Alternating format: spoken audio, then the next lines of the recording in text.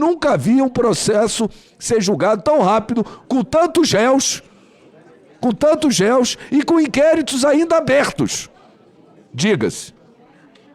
E por isso, decorrência de tudo isso, os erros que anulariam o processo de muitos.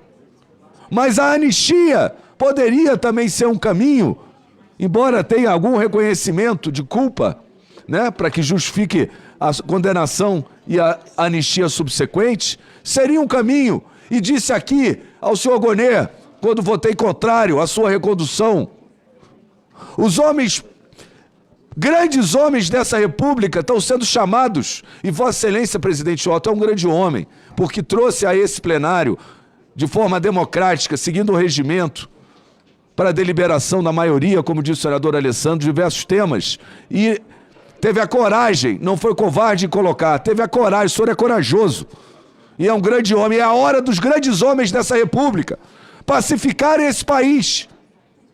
Eu levei ao ministro Gilmar Mendes, quando ele me chamou, no seu gabinete, no dia 2 de dezembro, sem eu saber nem porquê, e vejam o momento que vivemos nesse país, senador Amin.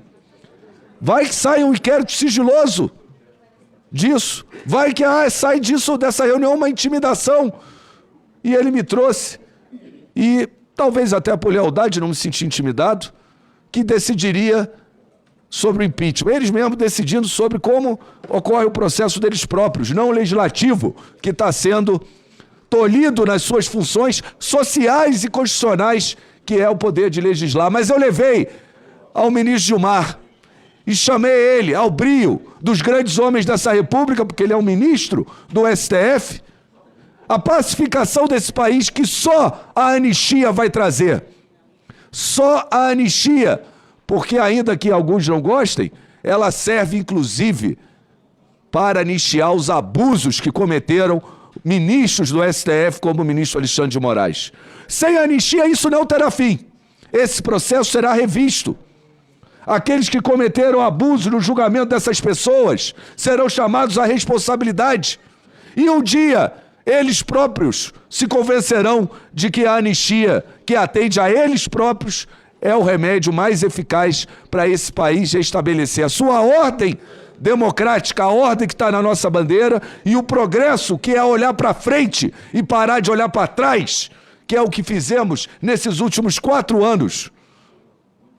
Perdemos o nosso tempo olhando para trás e discutimos aqui basicamente impostos, tributação e todas as mazelas que foram atribuídas à sociedade, dificultando a vida do cidadão e do empreendedor. E sempre com esse discurso de golpe. Essa revolta popular condenou pessoas inocentes. Essa revolta popular, o seu julgamento, trouxe penas que nem a traficantes. O senador Jorge Bagatoli deu um exemplo recente de um crime nacional cometido. Jaime Bagatoli, um exemplo recente de um crime nacional cometido contra o brasileiro, contra a poupança, que foi esse escândalo, que é esse escândalo do Banco Master, e que o seu responsável já está na rua, enquanto a moça que pichou uma estátua está presa, condenada a mais de 10 décadas, 10 anos, 14, 17, como muitos idosos, pessoas que não tinham a menor possibilidade de cometer golpe algum. Estavam ali revoltadas, numa revolta popular que vai estar nas páginas da história assim, dessa forma. Mas o que temos hoje, a possibilidade histórica, liderado pelo relatório do senador Amin, é fazer o que o Poder Judiciário não fez.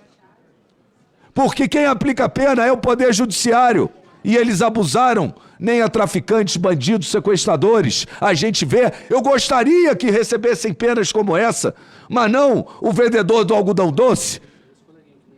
Não esses idosos, não quem entrou lá para rezar, porque as suas condutas individualizadas, como manda a lei, não foram apuradas.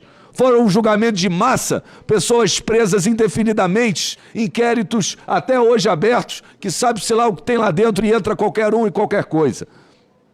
E por isso, esse Congresso é chamado à sua responsabilidade, e os grandes homens da República, senador Magno, como é a história do senador Amin, traz a solução aperfeiçoando o texto da Câmara. E ele diz muito claro, o texto original do senador